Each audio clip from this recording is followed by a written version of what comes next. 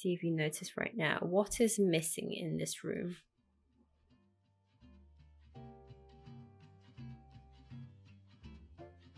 You can probably tell from the title that the answer to that question, it's a window. I can add it during post edits. And you can probably tell by the previous video, I also picked the cheapest hotel with the cheapest room, which means no window. So to save money, I sacrificed my sanity.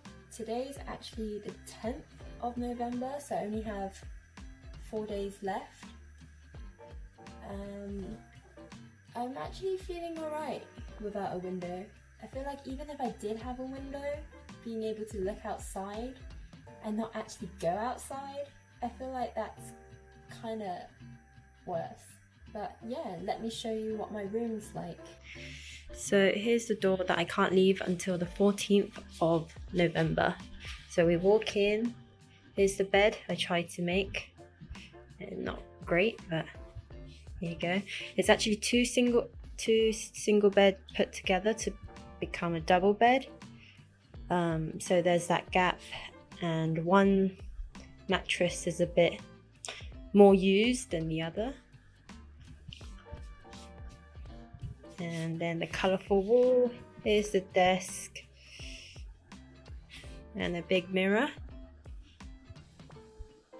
They provided me with instructions, kind of a new digital thermometer so we can record our temperature twice a day, and provided with 75% alcohol spray tissue. I'll set up my switch. They also have this thing which is all the TV channels, a TV, nice sized, and then a cupboard, a kettle, which is good because you kind of need to boil the water before you drink in Asia. A mug. They provided 2 bottles of water. Here's all my vitamin pills, tablets. Definitely need this, especially because I'm not going to be going out anytime soon, and so I need the vitamin D artificially. A mug that we bought from the UK, some snacks that's from the UK, jam that I stole from the flight, some energy bars.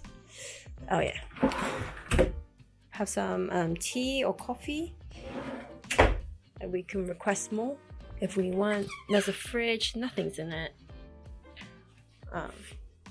The phone, the other bottle of water.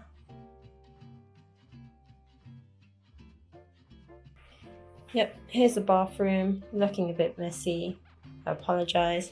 But big mirror, hair dryer, and then they provided some toothbrush and razors, and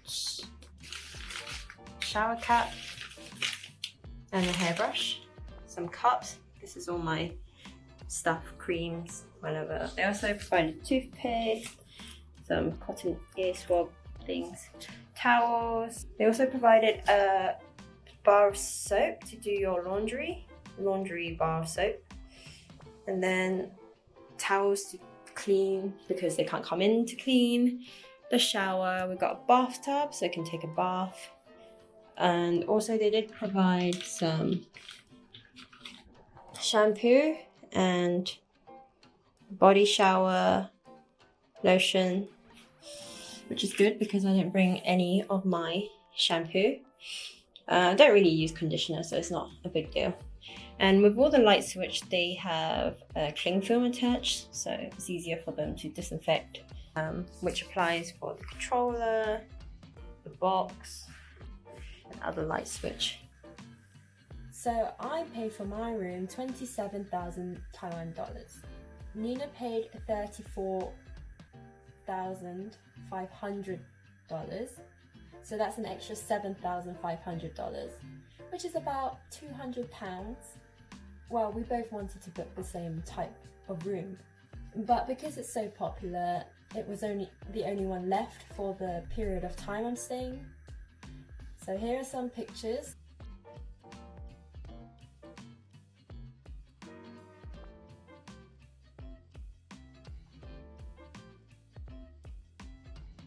As you can see, the window is a bit, yeah, you can't really see through it. What you see outside is actually the hallway, a fire exit hallway. And she can open it, but there isn't much point to it. But she does see some daylight, which is great. And she also has an extra chair, a table. Is the window worth it? No, I don't know. It's up to you to judge. The wallpaper is nicer compared to my colourful one. I'm not quite a fan of all these colours, but I think it's probably to remind you of how colourful the world is outside. So they give me all this colour. So just a bit more information about the quarantine dates.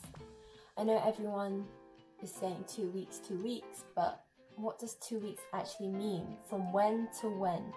Especially in terms of quarantining in Taiwan. So I was a little bit confused to begin with, but I think I figured it out. So if you're in the same boat as I was, let me break it down a little. So I arrived in Taoyuan airport on the 30th of October. So the quarantine start date is the day after I arrived, which in my case was the 31st.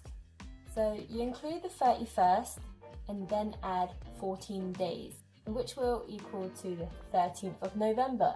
So you can't leave until the whole day is over, so after 24 hours of the 13th of November, which means you can't leave until midnight until it turns the 14th of November, which is why I'll be checking out on the 14th of November. I hope that was clear. So I just told the hotel when I'm arriving, what time I'm arriving, and then they just gave me my check-in date and then my check-out date, which made it really easy. So on the first full day of quarantine, I received a phone call from the CECC.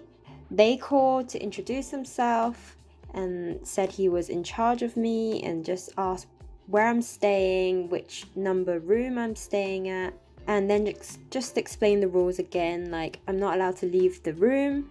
Please make sure my phone's never turned off so they can track where I am. Also explaining if I have any symptoms, please call him or inform the hotel. So that was the first and last phone call I got from this person. I heard that I guess they used to call people a lot, checking up on people, but obviously there's so many people entering Taiwan, it's kind of hard to keep up with everyone. So I guess they implemented this system, which is texting you every day. So I get this text on time at 10 a.m. every day, just asking if I have any symptoms. So a bit more about the piece of paper we received about all the information. Maybe one day she'll get to her sandwich.